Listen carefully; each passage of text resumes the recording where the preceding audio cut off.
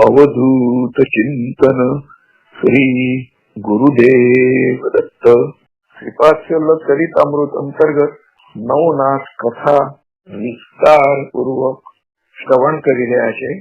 કાશાય વસ્ત્રમ કરદંડ ધારિણમ કમંડલમ પદ્મકરેણ શંખમ ચક્રમ ગદાભૂષિત ભૂષણાઢ્યમ શ્રીપાદરાજમ શરણમ પ્રપદ્યે। ગોરક્ષ જાલંધર ચરપટાશ્ચ અડબંબ કાનિક મચ્છિંદરાધ્યા સૌરંગી રેવાણક ભર્તૃસંધ્યા ભૂમ્યામ બભૂભૂર નવનાથ સિદ્ધા। અવધૂત ચિંતન શ્રી ગુરુદેવ દત્ત। આપણે ગત પ્રવચનમાં જોઈ ગયા કાનિસનાથ ની હેલાપટ્ટણ ગામથી ત્રિયા રાજ્ય તરફ પ્રયાણ કે એક બાજુ ગોરક્ષનાથ તેમના ગુરુ મત્સ્યેન્દ્રનાથની શોધમાં નીકળી પડ્યા છે, તેવી જ રીતે શિષ્ય કાનિસનાથ તેમના જે ગુરુ છે જાલંધરનાથ, તો 12 વર્ષની તપસ્યા પછી તેઓ પણ ગુરુની શોધમાં નીકળી પડ્યા છે। તેઓ હેલાપટ્ટણ ગામમાં આવ્યા અને એમને ખબર પડી કે કોઈ નાથ જોગી આ ગામમાં આવ્યો હતો અને પછી ક્યાં અલોપ થઈ ગયો તેની નગરજનોને બિલકુલ જાણ ન હતી। તો જ્યાં જાલંધરનાથને ભોયમાં ભંડારી દેવામાં આવ્યા હતા, તો ત્યાં જઈને તેમણે અલખ નિરંજન અને આદેશ એવા જે શબ્દોનો ઉદ્ઘોષ કર્યો, તો ભૂમિમાંથી જાલંધરનાથે પણ સામે આદેશ એમ પ્રત્યુત્તર આપ્યું અને કાનિસનાથે પૂછ્યું, તમારી આવી પરિસ્થિતિ કોને કરી? એને જણાવવામાં આવ્યું કે આ ગોપીચંદ રાજાએ આવી પરિસ્થિતિ કરી છે, પરંતુ તમે અત્યારે મને કાઢવા અથવા ગોપીચંદ ઉપર તમે કોપ કરશો નહીં। કારણ એટલું જ કે ગોપીચંદ રાજાને પણ નાથ સંપ્રદાયમાં આપણે સમાવવાનો છે। ત્યાંથી કાનિસનાથ આગળની યાત્રાએ તેઓ ગઈ ગયા છે અને ફરતા ફરતા તેઓ ત્રિયા રાજ્યની સીમામાં આવી પહોંચ્યા છે। એમની સાથે 700 શિષ્યો હતા અને એ શિષ્યો ને પણ ખબર હતી કે ત્રિયા રાજ્યમાં કોઈ પણ પુરુષ જઈ શકતો નથી અને જો પુરુષ જાય તો એના પ્રાણ ઠેકાણે રહેતા નથી, એટલે કે મૃત્યુ થાય છે। અને હનુમાનજીના બહુકાર થકી મનુષ્ય એ નર મનુષ્ય એ મૃત્યુ પામે છે, ફક્ત સ્ત્રીઓ જ ત્યાં જીવતી રહી શકે છે। શિષ્યો મનમાં ગભરાતા હતા અને અંદર એ પ્રમાણેની તેઓ વાતો પણ કરતા હતા અને કાનિસનાથને પણ ખબર પડી કે શિષ્યોમાં મતાંતર છે, કોઈએ સાથે આવવું અથવા કોઈએ સાથે નહીં, એમ અંદર ઘૂસપૂસ ચાલી રહી છે। તેનો નિવેડો કરવા કાનિસનાથે બધા ભક્તોને એકઠા કર્યા અને જણાવ્યું કે હવે આપણે ત્રિયા રાજ્યમાં જઈ રહ્યા છીએ, કયા શિષ્ય અમારી સાથે આવવા તૈયાર થશે અને જેમને ના આવવું હોય તેઓ અહીંથી પાછા જઈ શકે છે અથવા અહીંયા જ તેઓ નિવાસ કરી શકે છે। 700 શિષ્યોમાંથી ફક્ત 7 જ શિષ્યો એવા ગુરુ ભક્તિ વાળા હતા। તેમણે નક્કી કર્યું કે આપણે તો ગુરુ કાનિસનાથ સાથે જવાનું, આપણા જીવનનું જે થવાનું હશે તે થાય, જે ગુરુજીનું થશે એ આપણું થશે અને ગુરુજી તો એકદમ પ્રતાપવાન છે, આથી આપણને કશું થશે નહીં। અને બાકીના બધા જે 700 શિષ્યોમાંથી 7 ને છોડીને તો બાકીના બધા શિષ્યોએ તો ડરથી નક્કી કર્યું કે આપણે સ્ત્રીયા રાજ્યોને આપણે પ્રવેશ કરવો નથી અને આપણે અહીંથી પાછા ફરવાનું છે. જે રાજ્યમાં પુરુષ જીવતો રહી શકતો નથી તો એ રાજ્યમાં જઈને આપણે શું કામ સંકટનો સામનો કરવાનો છે. બધા શિષ્યો એ રીતથી વિચાર કરીને 7 શિષ્ય સિવાય બીજા બધા શિષ્યો એ પાછા જવા માટે તૈયાર થઈ ગયા છે અને ફક્ત 7 શિષ્યોએ જ સ્ત્રીયા રાજ્યમાં જવાની તૈયારી બતાવી છે.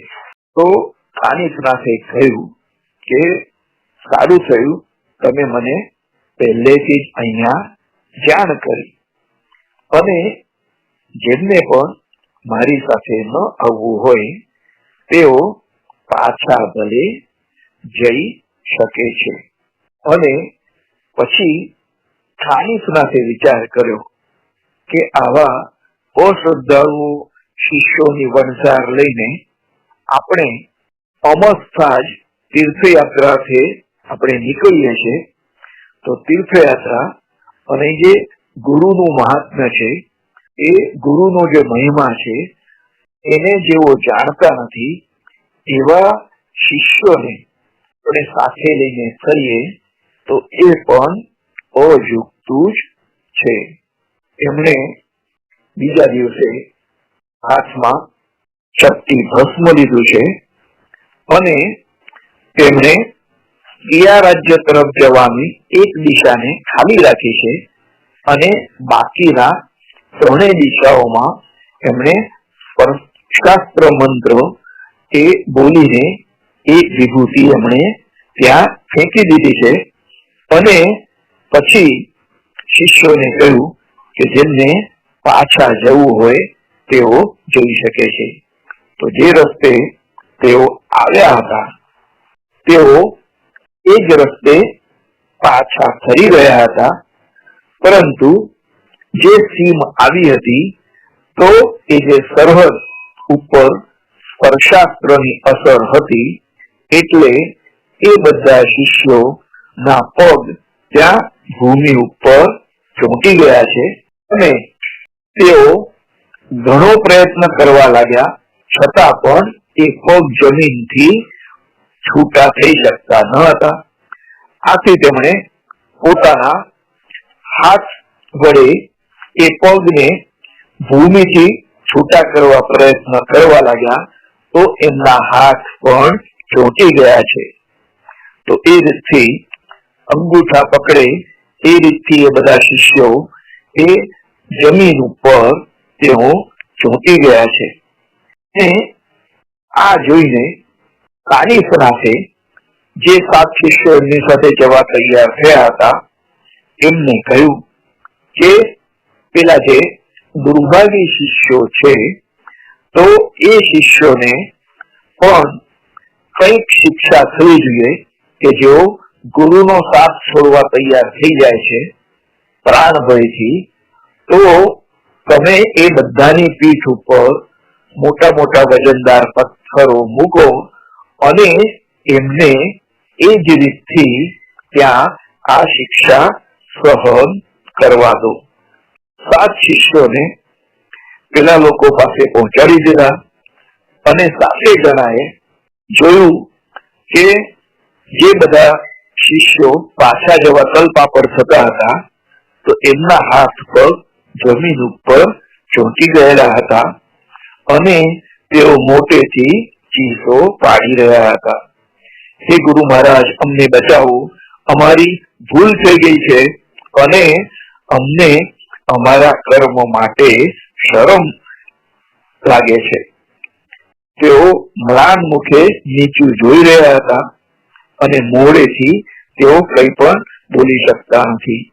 આંખોમાં અશ્રુઓની ધારા વહી રહી છે અને 7 જણા ખિન્ન મને જોઈ રહ્યા છે અને કહેવા લાગ્યા કે અરે, તમને કેવી રીતે છોડીએ? તમે બધા તો ગુરુ કરતા જીવનને વધુ વહાલું કરીને ત્યાંથી નાસી છૂટ્યા હતા.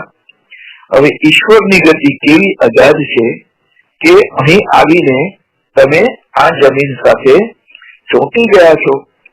કહો હવે અમે પણ તમારો ઉદ્ધાર કેવી રીતે કરી શકીએ? અમારે તો ગુરુ આજ્ઞાનું પાલન કરવું જ પડશે.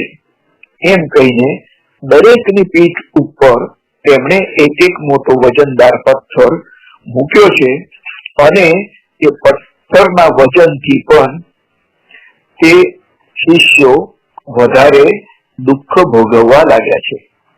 અરે રે, અમારી બહુ મોટી ભૂલ થઈ, અમને માફ કરો એમ કહીને બધા આક્રંદન કરવા લાગ્યા છે. ત્યારે 7 શિષ્યોએ કહ્યું કે તમે બધાએ તો ગુરુ ભક્તિથી અધિક જીવન પ્રત્યેની આસક્તિ બતાવી છે. હવે એ તો ભોગ તમારે ભોગવવાના છે. જે કરે તે ભોગવે અને જે નમે તે પામે. તો અમારી ગુરુ ભક્તિ હતી, આથી અમે તો ગુરુ સાથે સહી સલામત છીએ, જ્યારે તમને આવું આ દુઃખ ભોગવવું પડે છે. હવે સ્વસ્થ થઈને અહીં તમે પડી રહો. અમે તો ત્રિયા દેશમાં જઈને ગુરુ સંગાથે પાછા ફરીશું, ત્યારે જ તમારો છુટકારો થશે. તો આવી ગુરુ આજ્ઞા છે એમ કહીને 7 શિષ્યો બધાની પીઠ ઉપર પથ્થર મૂકીને ચાલવા લાગ્યા છે. તો આ બધું પેલા કમનસીબ શિષ્યોની હાલત ઓર કફોડી થઈ ગઈ. એક તો હાથ પગ ભોંય સાથે ચોંટેલા હતા અને તેમાં પાછું પીઠ ઉપર વજનદાર પથ્થર પણ ચોંટ્યો હતો. તો એ બધા જોર જોરથી ઊંચે સાદે વિલાપ કરવા લાગ્યા, હે ગુરુ માઉલી, અમારા પર દયા કરીને અમારો જલ્દી છુટકારો કરો. અમારી બુદ્ધિ ભ્રષ્ટ થઈ ગઈ હતી અને અમે ડરીને ભાગી ગયા, તો અમારી આ દશા થઈ છે. હે ગુરુ મહારાજ, અમે દુર્મતિ તમને ઓળખી શક્યા નહીં અને અમે તમારા વિશ્વાસે જ ટકી રહ્યા છીએ. અમારો છુટકારો કરો. આમ વારંવાર તેઓ વિનવણી કરવા લાગ્યા. તો તે સમયે પેલા 7 શિષ્યોએ કહ્યું કે અમે ગુરુ મહારાજની તમારી વિનંતી સંભળાવીશું અને તમારી મુક્તિ માટે પ્રયત્ન કરીશું. પછી એ 7 શિષ્યોએ ગુરુ પાસે પાછા આવ્યા અને પેલા બધાની હાલત અને કાકલુની ભરી વિનવણી ગુરુજીને કહી સંભળાવી. તેમને વધુમાં કહ્યું કે હે ગુરુ મહારાજ, પેલા શિષ્ય સમુદાય ખૂબ કષ્ટદાયક પીડા ભોગવે છે અને એ લોકોની ભ્રાંતિ હવે નાશ પામી છે અને ગુરુદેવની શક્તિનો પરિચય તેમને થઈ ગયો છે. પીઠ ઉપર પથ્થરનું પણ વજન છે અને હાથ પગ જમીન સાથે ચોંટી ગયા છે. તો તે લોકોની દશા જોઈ શકાય એવી નથી. માટે કૃપા કરી એ બધાને હવે તમે મુક્ત કરો. હવે તો પ્રાણ જાય તો પણ શ્રી ગુરુના ચરણ છોડીને તેઓ ક્યાં પણ જશે નહીં અને બધાની મતિ અને ગતિ શ્રી ગુરુમાં સ્થિર થઈ ગઈ છે. માટે બધાને તમે ક્ષમા કરો.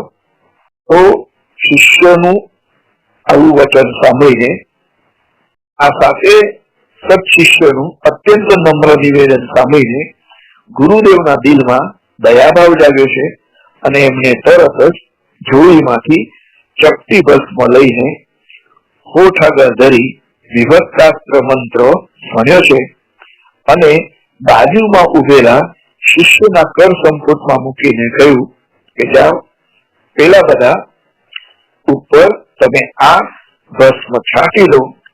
તરત જ શિષ્ય પેલા બંધનમાં જકડાયેલા પાસે આવી પહોંચ્યા છે અને બધાને મસ્તક ઉપર ભસ્મ લગાવી દીધું છે તો ભસ્મના સ્પર્શ થતા જ બધા તત્કાળ બંધનમાંથી મુક્ત થઈ ગયા છે. તો 700 શિષ્યોના હૃદય કમળ હર્ષથી ખીલી ઉઠ્યા અને પેલા મુક્ત થયેલા બધા અત્યંત ભક્તિભાવે દોડતા આવીને ગુરુદેવના ચરણ કમળમાં આરોટી રહ્યા છે. તો આજે શિષ્યો હતા અને એમને જે પોતાને પસ્તાવો થયો અને ગુરુ મહારાજને એમણે જે આર્ત ભાવે એમણે પ્રાર્થના કરી, તો એ પ્રાર્થના શ્રી રંગોદૂત મહારાજે એમના એક ભજનમાં એ પ્રગટ કરી છે. તો એ ભજન પણ આપણે શ્રવણ કરીશું અને કથાને આગળ વધારીશું. ગુરુ ગુરુ કરતા જાઓ મારા પ્રાણ, ગુરુ ગુરુ કરતા જાઓ મારા પ્રાણ, જાઓ મારા પ્રાણ દત્તા માગુ એ દેદાન, જાઓ મારા પ્રાણ દત્તા માગુ એ દેદાન, ગુરુ ગુરુ કરતા જાઓ મારા પ્રાણ. અંતરોને હુજડે તે ધરું તારા ધ્યાન, ધરું તારા ધ્યાન દત્તા, ધરું તારા ધ્યાન દત્તા, ગાવું મુખે ગાન, ગુરુ ગુરુ કરતા જાઓ મારા પ્રાણ. શિરની સારંગી વાગે નસતંતુ જાણ, શિરની સારંગી વાગે નસતંતુ જાણ, શ્વાસા ગજ હાલે સોહમ, શ્વાસા ગજ હાલે સોહમ, અનહદ ગાન, ગુરુ ગુરુ કરતા જાઓ મારા પ્રાણ. ચંદાસુર ડોલે ડોલે વૃક્ષને પાષાણ, ચંદાસુર ડોલે ડોલે વૃક્ષને પાષાણ, નીર ડોલે ગીર ડોલે, નીર ડોલે ગીર ડોલે, ડોલે ગોપી કાન, ગુરુ ગુરુ કરતા જાઓ મારા પ્રાણ. કોણ સુને કોણ મારે કો ત્યાતાન, ગાય કોણ સુને કોણ મારે કો ત્યાતાન, રંગ એક દૂજો નાહી, રંગ એક દૂજો નાહી, નહીં દ્વૈત ભાન, ગુરુ ગુરુ કરતા જાઓ મારા પ્રાણ. તો આ રીતથી જે આર્ત ભાવથી શિષ્યોએ પ્રાર્થના કરી અને એના થકી ઈશનાથને દયા આવી અને એમણે એ શિષ્યોને જે સ્પર્શાસ્ત્રથી તેઓ પીડાતા હતા તો તેનાથી તેઓ મુક્ત થયા છે અને પણ કાનિફનાથ સાથે તેઓ ત્રિયા રાજ્યમાં તૈયાર થઈ ગયા છે. શિષ્યોનું હૃદયદ્રાવક મિલન અવર્ણનીય હતું અને પછી આનંદ મંગળ વાતાવરણમાં સફળ શિષ્ય સમુદાય ગુરુદેવની સાથે ત્રિયા રાજ્યની સરહદે આવીને મુકામ કર્યો છે. ત્યાં દિવસ વીત્યો છે અને રાત પડવા આવી છે. તો તેવામાં એક ચમત્કાર થયો અને ભૂભુક્કાર એટલે હૂપ હૂપ એવો ઘોર અવાજ કરતા હનુમાનજી સેતુબંધ રામેશ્વર થી અહીંયા આ ત્રિયા રાજ્યની સરહદ તરફ તેઓ આવવા લાગ્યા છે. તો એમને જયારે ખબર પડી કે પુરુષોનું કટક આજે ત્રિયા રાજ્યમાં જઈ રહ્યું છે અને તેઓ ચંદ્રનાથને સમજાવીને કદાચ પાછા લાવશે, મેં જે આપેલું વચન રાણીને એ પૂરું નહીં થાય અને એના માટે આ કોઈ પણ પુરુષોનું કટક એ સ્ત્રીયા રાજ્યમાં જવું ન જોઈએ. એટલે વાયુ ગતિથી વાયુપુત્ર હનુમાન એ સરહદ પાસે આવ્યા છે. પરંતુ સરહદ ઉપર તો સાથે સ્પર્શાસ્ત્ર અને વજ્રાસ્ત્ર એ બધા શસ્ત્રો ફરકી દીધા હતા. આથી હનુમાનજીના પગ પણ ત્યાં ચોંટી પડ્યા છે. અને વજ્રદેહી હનુમાનજી વિચાર કરવા લાગ્યા કે આ તો સ્પર્શાસ્ત્ર છે, તો એવો કોણ પ્રતાપી પુરુષ અહીં આવ્યો છે કે જેણે આ ફેંક્યું છે અને મારા હાથ અહીંયા જમીન ઉપર ચોંટી ગયા છે. તો વિચાર કરતા કરતા સીમા પ્રદેશમાં તેઓ આવ્યા અને એમણે જોયું કે કોઈ નાથપંથીય સમુદાય અહીં નિવાસ કરી રહ્યો છે અને લગભગ 700 માણસો અહીંયા છે. હનુમાનજીને થયું કે મેં ખૂબ પ્રયત્ન કરીને મત્સ્યેન્દ્રનાથને સ્ત્રી રાજ્યમાં મોકલ્યો છે અને હવે જો આ નાથપંથીય સમુદાય તેમની પાસે જશે અને એમને સમજાવીને એ રાણીથી દૂર કરીને પાછા લઈ જશે તો જે મેનાકિની નિશ્ચિતપણે દુઃખી થઈ જશે અને મેં તેને જે આપેલું વચન છે તો એ વચન પ્રમાણે તે આનંદ માણી નહીં શકે. માટે આ બધાને કોઈ પણ ઉપાય અહીંથી રવાના કરવા જોઈએ, નહીં તો મત્સ્યેન્દ્રનાથ આ લોકોની વાત માનીને સ્વદેશ પાછા ફરશે. તો એ તરત જ પૂછડું પછાડીને ભીષણ ગર્જના કરી અને ભૂભૂતકાર કર્યો છે. પ્રચંડ ચિત્કાર સાંભળીને બધા શિષ્યો તો ગભરાઈ ગયા અને કાનિફ મુનિની પાછળ ભરાઈ ગયા છે. શિષ્યોને હિંમત આપીને કાનિફનાથે પોતે સજ્જ થયા છે અને અત્યંત ક્રોધ સાથે હનુમાનજી ઉપર હુમલો કર્યો છે. તો શસ્ત્રાસ્ત્રોનું તુણ યુદ્ધ શરૂ થઈ ગયું અને કાનિફનાથના તીવ્ર મોહનાસ્ત્રથી હનુમાનજી ભ્રમિત થઈ ગયા અને તેમણે છેવટે તેમના પિતા વાયુદેવને ઉભારે પ્રાર્થના કરી છે. તો વાયુદેવ તત્કાળ મદદે દોડી આવ્યા અને ક્ષીણ અને દુઃખી થયેલા હનુમાનજીને રણ મેદાનમાં વ્યસ્ત થયેલા જોયા છે.